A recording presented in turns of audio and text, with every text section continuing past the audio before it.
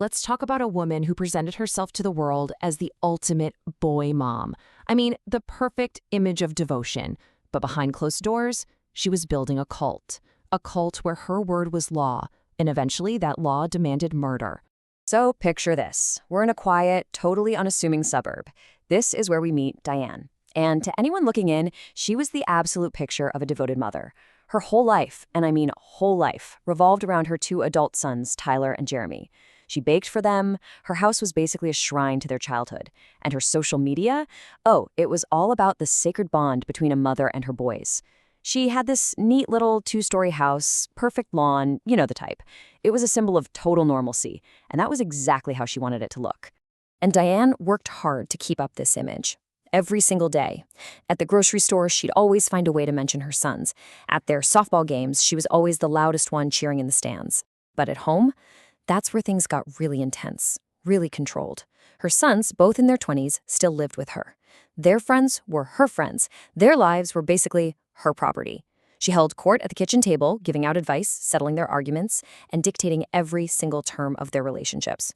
Her love wasn't just love, it was all-consuming. It demanded absolute, unquestioning loyalty.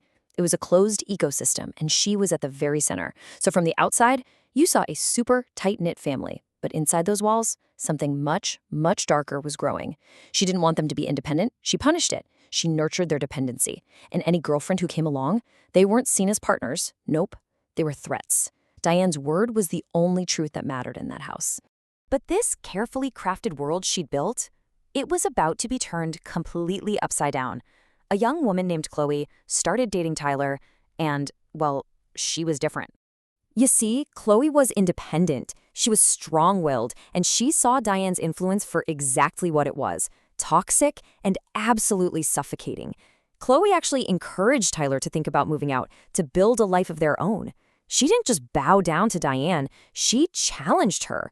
And in Diane's eyes, this wasn't just some romantic rival. Oh no. This was a direct attack on her power, a heresy against the cult of motherhood she had created. So the tensions started to build. The arguments between Tyler and his mother got more and more frequent and way more vicious. And that's when Diane started her campaign. A campaign of whispered poison. She'd tell Tyler that Chloe was manipulative, that she was just after his money, that she was going to destroy their family. But Chloe, she held her ground, and that carefully balanced, controlled world that Diane had built, it was starting to crack. And this is where things take a really, really dark turn. Diane's words escalated from just criticism to outright demonization. In Diane's stories, Chloe wasn't just a bad girlfriend anymore. She was a monster, a corrupting evil that had to be removed to save her son. Diane started having these long, intense talks with both Tyler and Jeremy, framing this whole thing as an us versus them battle for the very soul of their family. She made sure to get Jeremy, who was a little easier for her to control, on her side as an ally. The conversations moved from the kitchen table to these late-night sessions in the living room, curtains drawn. The language started to shift. They weren't talking about a breakup anymore. They were talking about solving a problem. Permanently. A sinister idea, something that should have been unthinkable, started to creep in. It began as just a hypothetical, you know? What if she just disappeared? Diane would say. Then it became a lament. Our lives would be so much easier without her. And finally, it turned into a directive. We don't know the exact moment, but we know what happened next. Diane, the perfect boy mom, gave an order. She sold it as the only way to protect her son, to get their family back together. She apparently promised them money, her full support, and a return to their peaceful life. The law of her cult was clear. Any threat to the leader had to be eliminated. And her most devoted followers were her own children. On a cold November night, the plan was put into action. Tyler, completely twisted by months of his mother's psychological manipulation and his own guilt, lured Chloe to a remote spot, telling her they needed to have one final talk. And Jeremy, just following his mother's command, was waiting there. What happened next was swift and it was brutal. Chloe fought back, but she was overpowered. The crime was messy, it was panicked, a far cry from the clean solution Diane had imagined. So after it was done, the brothers went back to the one place they felt safe, their mother's house. According to what came out later, Diane was just calm. She told them what to do with their clothes, how to act, what alibi they were all going to share. She wasn't just a mother anymore. In that moment, she was a commander, overseeing the aftermath of a mission. But that perfect boy-mom facade, it was about to face its first real test. Chloe was reported missing, and her family, who knew all about the tension, immediately pointed the police right at Diane and her sons.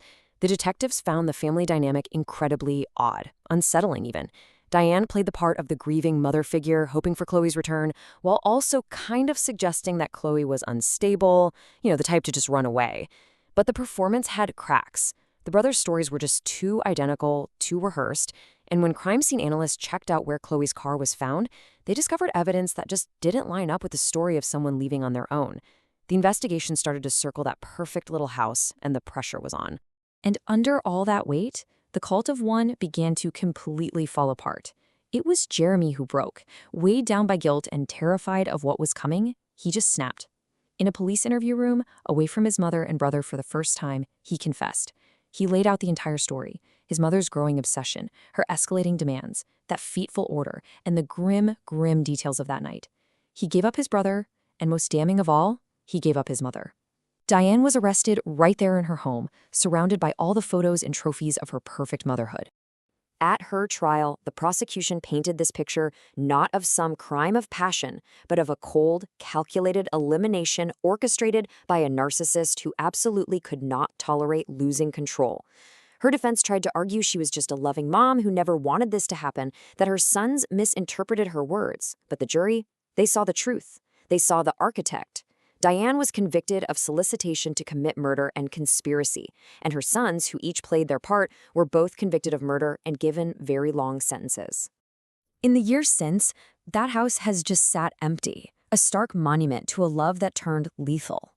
The community is still trying to wrap their heads around the horror that was brewing behind a facade of bake sales and baseball games. Chloe's family has to live with a hole in their lives that can never be filled.